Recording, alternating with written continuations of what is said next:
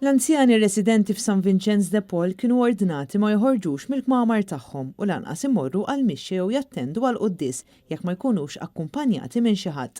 L-imordnijiet imsejħa inumani kienu waqfa immedjatament mill-Unjoni tal-Infermiera u l-Qwiebel. Dawn il-miżuri ġodda kienu intenzjonati li jżidu s-sigurtà wara li ftit tal-jiem ilu Carmenu Fino ta' 83 sena ħarab minn din ir-residenza u sal-lum għadu ma nstabx. Apparti dan kien hemm ukoll każ ieħor fejn anzjana waqgħet mintieqa fl-istess residenza li ma każ qed ikun ikkunsidrat bħala attentat ta' suwiċidju.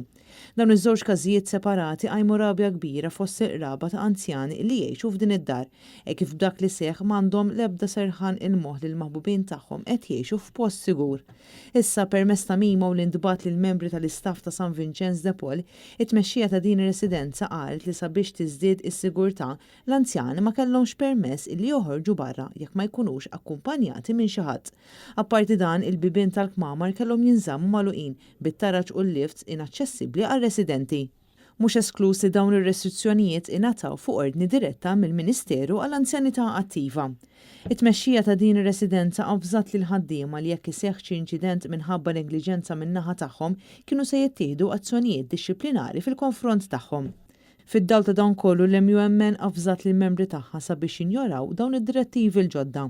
Il-President tal-MUMN Paul Paċ spjega ma' Net News li dawn id-direttivi kienu se jwasslu għal sitwazzjoni fejn letteralment dawn l-anzjani kienu se jispiċċaw imsakrin fil-kmamar tagħhom qishom qegħdin f'ħabs. Paul Paċ qal li huwa naċċettabbli li n-nurses jieħdu l-ħtija ta' nuqqasijiet kollha qed iseħħu f'din ir-residenza u wisq aktar huwa naċċettabbli li l-pazjenti ibatu l-konsegwenzi huma.